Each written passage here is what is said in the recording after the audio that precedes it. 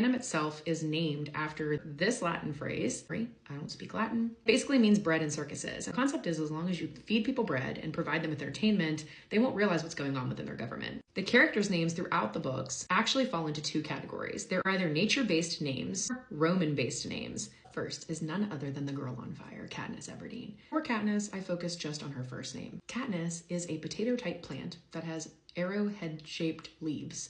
Of course, it's interesting that the plant she receives her name from has arrowhead-shaped leaves because she becomes a hunter and uses a bow and arrow. But what's even more interesting about this plant is that the genus of the plant is Sagittaria, and that fits with the constellation Sagittarius. And Sagittarius is the archer. Cue Taylor Swift. Gale was a really fun person to deep dive down into. I looked at both his first name and his last name. Most of the sources noted that Gale means to be happy and jovial, but that doesn't really fit his character. And going off of the nature-based comment, one of the things is a gale wind, a gale force wind.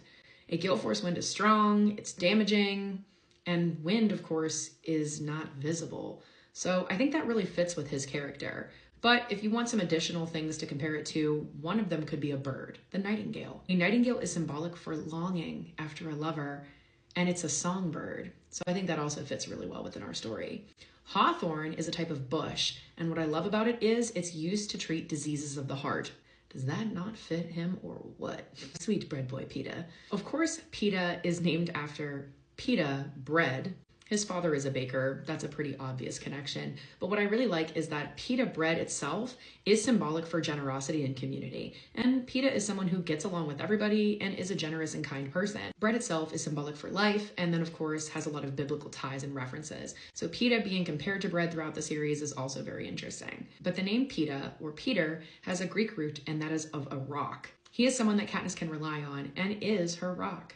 Last name Melark can be broken down into two things. The first part being Mel, which can mean honey, and of course Peeta is so sweet. The second half, a lark, is another type of bird. A lark is symbolic for new beginnings and hope, and I think that fits so well with him. Hamish Abernathy. I, again, tried to look at both his first and his last name, but the most important thing that I found, Hamish Abernathy is a direct nod to Ralph Abernathy, who was a leader in the civil rights movement, and that fits so well knowing that Hamish is a leader in the rebellion. I'm gonna hold your hand when I tell you this. When you break Hamish into two parts, hay actually means a hedged enclosure, which can go with big and great. Abernathy is actually a surname that came from Scotland, and it means the mouth of a river. Finally, we have Primrose. I focused, again, just on Primrose, not on Everdeen. Primrose together is a plant, and it is a symbol for youth and optimism. It can also have medicinal purposes, but the medicinal purposes didn't seem very valid for this. I also took her name and broke it into two, because most commonly, she is referred to just as Prim, and the word Prim is a synonym for respectable.